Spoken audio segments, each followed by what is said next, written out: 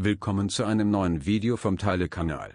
Nun, ich werde ein sehr kurzes Video machen, das ich aber sehr interessant finde, und eine Frage beantworten, die Sie mir zum Motorschaden eines Turbodieselfahrzeugs gestellt haben. Wie wir sehen, dieser Fehler kommt in der Werkstatt recht häufig vor.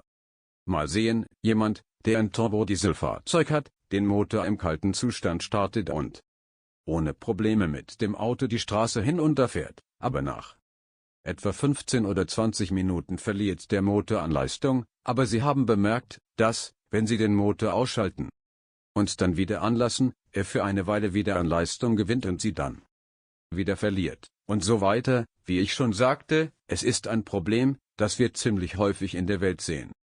Werkstatt, und fast immer kommt das Problem vom Turbomagnetventil oder der Magnetspule. Wenn die Turbomagnetventile normalerweise zu versagen beginnen sie zu versagen, wenn sie sich erwärmen.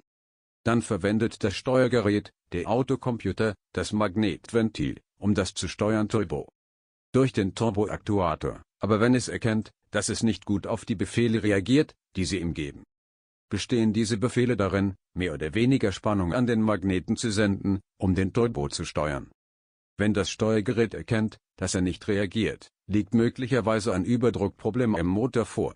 Es stoppt automatisch die Stromzufuhr zum Turbomagnetventil oder Magnetventil und Sie haben keinen Turbo mehr, aber wenn Sie den Motor ausschalten und wieder einschalten, sendet es wieder Spannung, um den Turbo zu steuern, aber es stellt wieder fest, dass es wieder Probleme gibt, weil es den Turbo nicht steuern kann, also schaltet es ihn wieder ab und so weiter. Daher rate ich Ihnen, wenn Sie dieses Problem haben, dass Sie das Turbomagnetventil überprüfen. Ventil. Okay? Denn hier liegt in diesem Fall meist das Problem. Nun, hier lasse ich Ihnen dieses kurze Video. Wenn es für Sie nützlich war, vergessen Sie nicht, ein Like zu geben und den Kanal zu abonnieren.